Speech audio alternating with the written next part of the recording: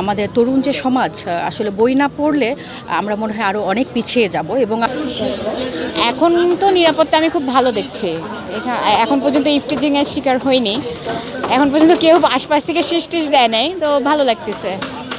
কয়েকবার খুব মানে বাজে এক্সপিরিয়েন্স আছে, এই জন্য দেখা গেছে ভিড় দেখলে ভয় লাগে যে হয়তো এখন কোনো একটা বাজে কথা শুনতে পাবো। দেখা গেছে যে আমাকে বলতেছে না কাকে বলতেছে, বাট আমি বুঝতেছি আমাকেই বলতেছে, এমন কিছু কথা বলতেছে যেটা খুব বাজে লাগতেছে শুনতে, বাট আমাকেই উদ্দেশ্য করে বলতেছে।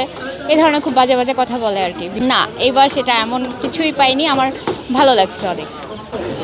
না, এখনও তো কারণ মানে ওই রকম দুষ্ট ছেলে আমি দেখতে পাচ্ছি না যে হ্যাঁ, কিছু কিছু মানুষের চেহারা দেখলেই বোঝা যায় ইফটিজিং করবে, তো ওই রকম ছেলে এখনও মনে হয় তারা মানে বইমেলা এখন পছন্দ করে না আসতে। না, খোঁজা হচ্ছে না, কিন্তু তাদের থেকে যাতে দূরে থাকতে পারি এর জন্য একটু মানে যেখানে গন্ডগোল দেখতেছি যে দুষ্টু ছেলে আছে কি না, সেখান থেকে দূরে চলে আসতেছি। নিরাপত্তার দিকটা কেমন?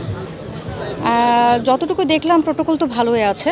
ধন্যবাদ জানাতে চাই আমাদের নতুন যিনি সরকার গঠন করেছেন আমাদের তারেক স্যারকে, কারণ আমরা প্রত্যাশাই করিনি যে এবছর আমরা কোনো মেলা পাবো আর কি।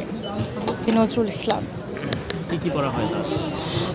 আমি তো মোটামুটি ওনার কবিতা পড়ি, সৃষ্টি সুখের উল্লাসে, তারপরে ঈদের কৃষকের কবিতা, আরও ওনার বেশ কিছু কবিতা আছে, পলাতকা।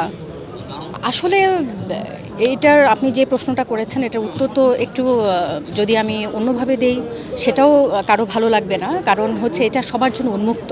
ঠিক আছে, কেউ আসবে, অনেকে দেখেও শিখবে। হ্যাঁ, যেমন ছোট বাচ্চারা তারা তো আর বই কিনতে পারে না, তাই না? তারা তাদের প্যারেন্টসের সাথে আসে, তাদের প্যারেন্টসের থেকে তারা শেখে। আবার অনেকে আসে বন্ধু বান্ধবের সাথে মজা করার জন্য, এনজয় করার জন্য। ধরেন যে আমি বই কিনছি, একদিন মানে ধরেন যে সে আজকে না কিনলেও 2 দিন পরে তো সে বইটা কিনবে বা তার ইচ্ছা হতে পারে। এই জন্য ওইভাবে বলা যাবে না যে তারা শুধু মানে ছবি তুলছে, এটাকে খারাপভাবে নেওয়ারও কোনো কিছু নাই। তবে আমি আশা করব, যেহেতু আমরা মানে একটা 2026-এ এসে পৌঁছেছি, আমাদের বই পড়া উচিত। আমাদের তরুণ যে সমাজ আসলে বই না পড়লে আমরা মনে হয় আরও অনেক পিছিয়ে যাব এবং আমরা অনেক বিশৃঙ্খল হয়ে গিয়েছি। বই পড়ার চেয়ে তো আর উত্তম কোনো কিছু হতে পারে না।